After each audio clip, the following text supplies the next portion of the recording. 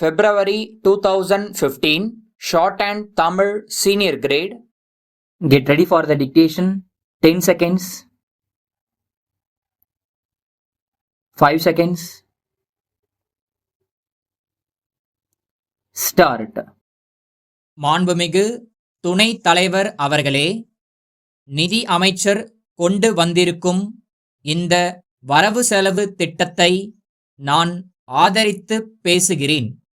இந்த அவையில் உள்ள எதிர்க்கட்சி உட்பட எல்லா உறுப்பினர்களும் இதை புகழ்ந்து பேசி இருக்கிறார்கள். இப்படிப்பட்ட நல்ல வரவு செலவு திட்டத்தை அளித்த நிதி அமைச்சர் அவர்களுக்கு நீண்ட ஆயுளை கொடுத்து இன்னும் நல்ல திட்டங்களை வகுத்து அடுத்த வருஷம் இதைவிட சுமூகமான வரவு செலவு திட்டத்தை அளிக்க அவர்களுக்கு நல்ல உற்சாகம் கொடுக்க வேண்டும் என்று வேண்டுகிறேன்.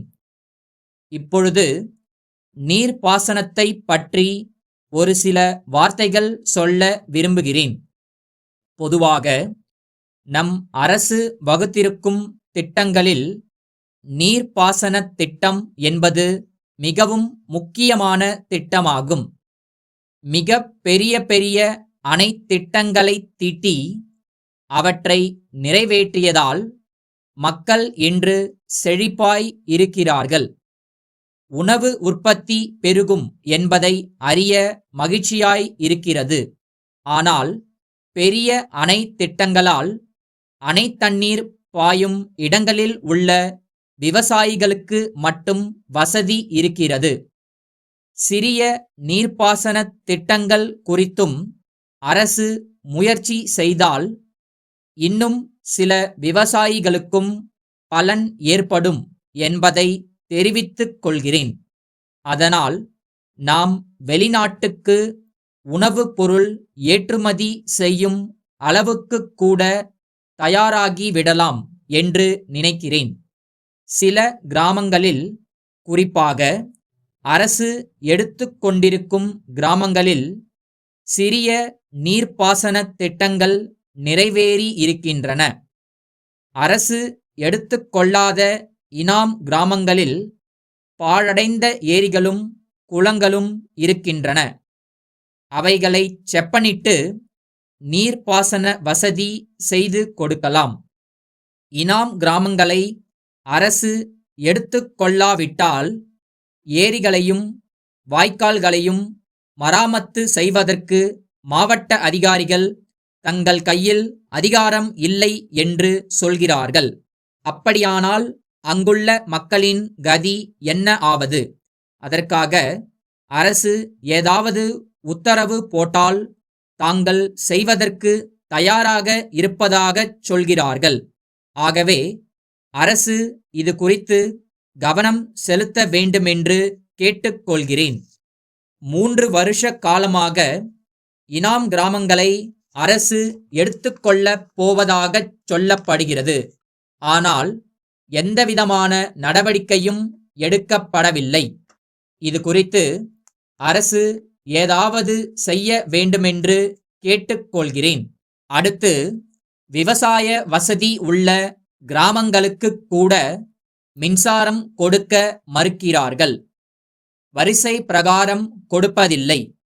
விவசாயத்திற்கு மின்சாரம் வேண்டுமென்று முன்பாகவே மனு போட்டிருக்கும் கிராமங்களுக்கு முதலில் மின்சாரம் கிடைக்கும்படி செய்ய வேண்டும் என்று கேட்டுக்கொள்கிறேன். அடுத்தபடியாக, கைத்தறி நெசவாளர்களுடைய நிலைமை ஓரளவு நல்ல முறையில் இருக்கிறது. இருந்தாலும் கூட துணி தேங்கிக் கிடக்கிறது. கூட்டுறவு சங்கங்கள் மூலமாக நிறைய தறி கொடுக்க வேண்டுமென்று உத்தரவு இருந்தாலும் அதன் மூலம் சேர்த்து கொண்டு வருகிற தறிகளை மூடுவதாகச் சொல்கிறார்கள். இதனால் கஷ்டமான நிலை உள்ளது. கூட்டுறவு சங்கங்கள் மூலமாக கொடுத்த தறிகளை நிறுத்தாமல் இருக்க ஆவன செய்ய வேண்டும். மும்பை கண்ணன் கூட்டமைப்பிலிருந்து மும்பை உபேந்திரன் கூட்டமைப்பிற்கு எழுதும் கடிதம். அன்புடையீர், எங்களுடைய பிரதிநிதி மூலம் மார்ச் 5ஆம் தேதியன்று 2 குரோஸ் பழ ரச ஜாடிகள் அனுப்புமாறு கேட்டிருந்தோம். அவை எங்களுக்கு வந்து சேருவதில் ஏற்பட்டுள்ள காலதாமதம் குறித்து நாங்கள் வருத்தம் அடைந்துள்ளோம். சென்ற சனிக்கிழமையன்று அவைகளை சேர்ப்பிப்பதாக உறுதி அளித்திருந்தார். இன்று திங்கட்கிழமை. ஆனால் இன்னும் அவை எங்களை வந்து சேரவில்லை. இந்த காலதாமதம் எங்களுக்கு கஷ்டத்தையும் தொழில் நஷ்டத்தையும் ஏற்படுத்துகிறது என்பதை தெரிவித்துக் கொள்ள விரும்புகிறோம். எங்களுடைய கேட்பானையை நிறைவேற்றுவதில் காலதாமதம் ஏற்படுவது இது முதல் தடவை அல்ல என்பதை நினைவில் கொண்டு, எங்களுடைய கோரிக்கைகள் இனிமேல் உடனடியாக கவனிக்கப்படும் என்கிற நிபந்தனையின் பேரில்தான் நாங்கள் உங்களுடன் இனிமேல் வியாபார தொடர்பு வைத்துக் கொள்ள முடியும் என்பதை தெரிவித்துக் கொள்கிறோம். இனிமேல் காலதாமதம் ஏற்படாது என்று உறுதி அளிப்பதோடு, இப்போது கேட்டுள்ள சரக்குகளை உடனடியாக எங்களுக்கு கிடைக்க ஏற்பாடு செய்தால் நாங்கள் மகிழ்ச்சி அடைவோம் என்று தெரிவித்துக் கொள்கிறோம். தங்கள் நம்பிக்கையுள்ள